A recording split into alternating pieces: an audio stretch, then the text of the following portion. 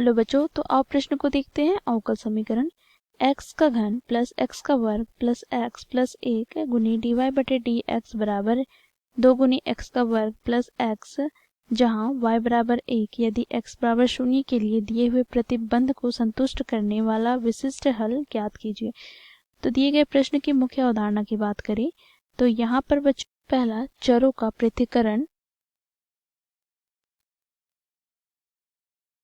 विधि द्वारा हल करेंगे, ठीक है। दूसरा आंशिक भिन्न विधि का प्रयोग करेंगे। तीसरा प्रतिस्थापन विधि का प्रयोग करेंगे।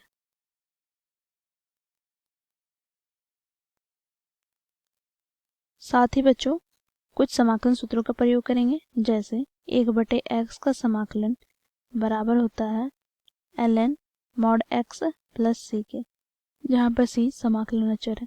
तो इन मुख्य अवधारणाओं की सहायता से दिए गए अवकल समीकरण को हम हल करते हैं।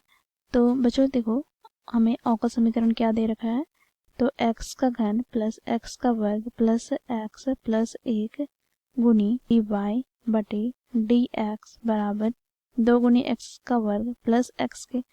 तो यहाँ पर बच्चों हम चरों का पृथक्करण विधि का प्रयोग करके हम x वाले पद को एक साथ और y वाले पद को एक साथ लिखेंगे। तो यहाँ से हमें प्राप्त हो जाएगा dy बराबर 2 गुनी एक्स स्क्वायर प्लस x बटे में क्या होगा, तो देखो x का घन प्लस x का वर्ग प्लस x प्लस 1 गुनी डी एक्स। अब हम दोनों और समाकलन करते हैं तो हमें प्राप्त हो जाएगा dy का समाकलन बराबर समाकलन यहाँ पे 2 गुनी x का वर्ग प्लस x बटे में x का घन प्लस x का वर्ग प्लस x प्लस 1 गुनी dx, ठीक है। अब बच्चों यहाँ से हमें प्राप्त हो जाएगा समाकलन dy बराबर यहाँ पर समाकलन 2 गुनी x का वर्ग प्लस x बटे में बच्चों यहाँ पर देखो, क्योंकि यहाँ पर हर बहुपद है तो इसका हम गुणनखंड करेंगे। तो इन दोनों पदों से हम क्या करेंगे, x का वर्ग उभयनिष्ठ लेंगे तो यहाँ से हमें प्राप्त हो जाएगा x प्लस 1। बच्चों देखो इन दोनों पदों से हम प्लस का एक उभयनिष्ठ लेंगे तो यहाँ से हमें प्राप्त हो जाएगा 1 प्लस 1 गुना में हो जाएगा dx, ठीक है।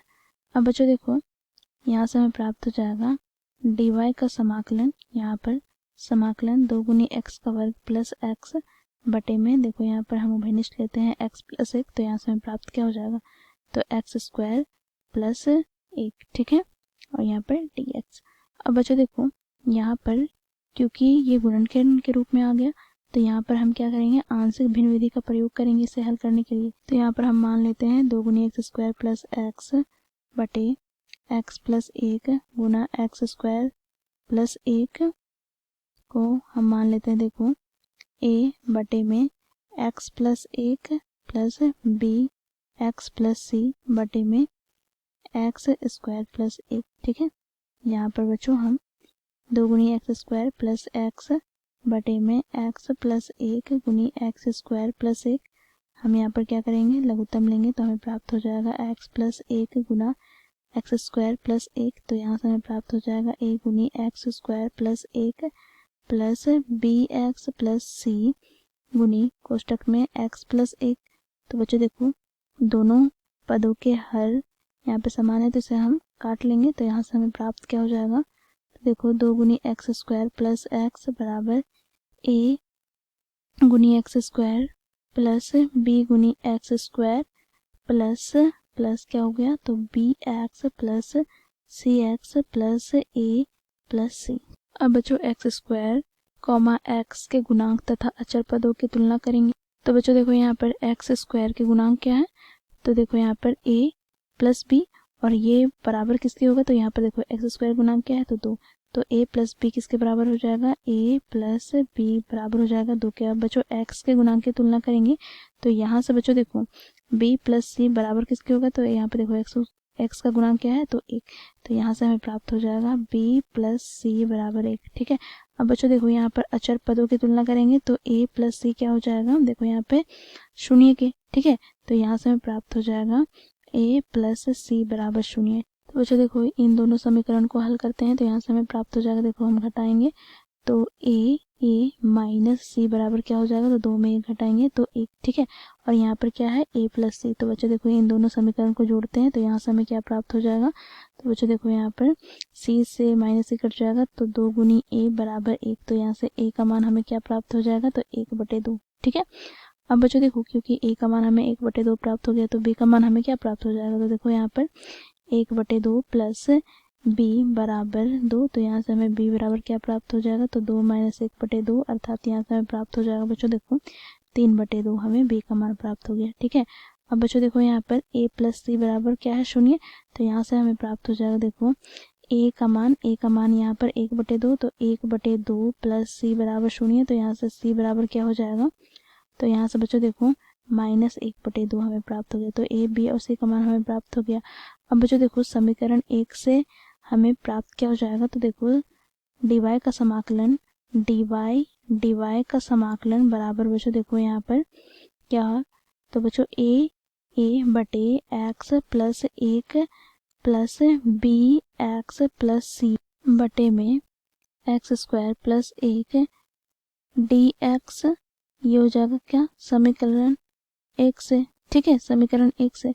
अब बच्चों यहाँ पर a b और c का मान रखेंगे तो यहाँ से हमें प्राप्त हो जाएगा देखो dy का समाकलन यहाँ पर क्या होगा, तो देखो 1/2 गुनी x प्लस 1 dx प्लस यहाँ पर बच्चों देखो b और c का मान रखेंगे तो 3/2 x माइनस 1/2 बटे में x² प्लस 1 गुनी dx। ठीक है। तो यहाँ पर बच्चों देखो dy का समाकलन हमें प्राप्त हो जाएगा y बराबर यहाँ पर 1/2 अचर पद है तो इसे बाहर निकाला। बच्चों देखो यहाँ पर 1/x प्लस 1 का समाकलन क्या होगा, तो log mod x प्लस 1। ठीक है।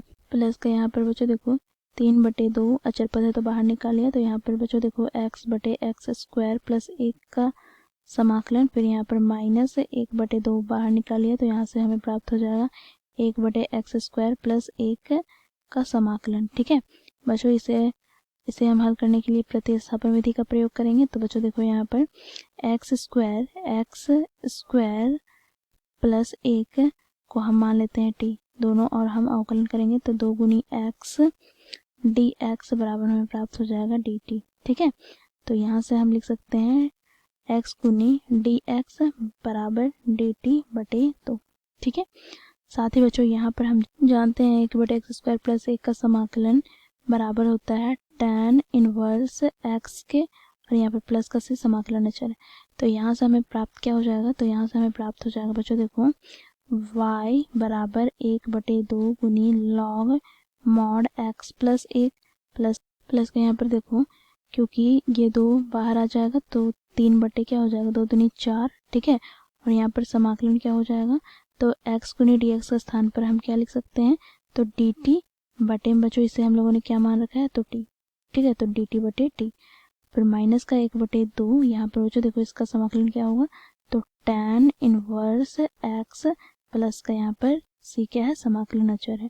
अब आगे हम इसे सरल कर लेते हैं तो यहाँ से हमें प्राप्त हो जाएगा y बराबर 1/2 गुनी log mod x plus 1 x plus 1, फिर यहाँ पर प्लस का 3/4 log क्या हो जाएगा, log t हो जाएगा 1/t का समाकलन log t।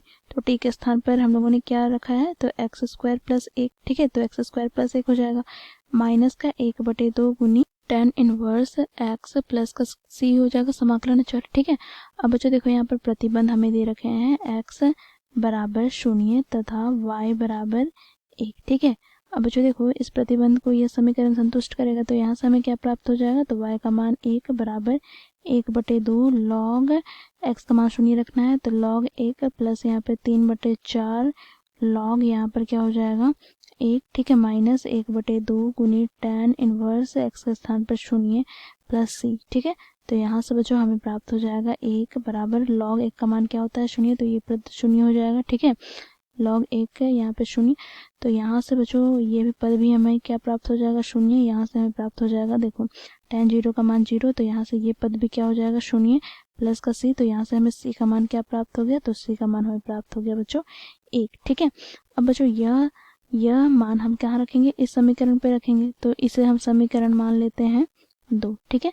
तो यहाँ पर समीकरण 2 से हमें प्राप्त हो जाएगा, समीकरण 2 से हमें प्राप्त हो जाएगा बच्चों देखो y बराबर y बराबर 1/2 गुनी log mod x plus 1 plus 3/4 गुनी log mod x square plus 1 minus 1/2 गुनी tan इनवर्स x प्लस का c। ठीक है, तो ये हो जाएगा बच्चों हमारा दिए गए प्रश्न का उत्तर। आशा करती हूँ यह प्रश्न आप लोगों को समझ में आया होगा।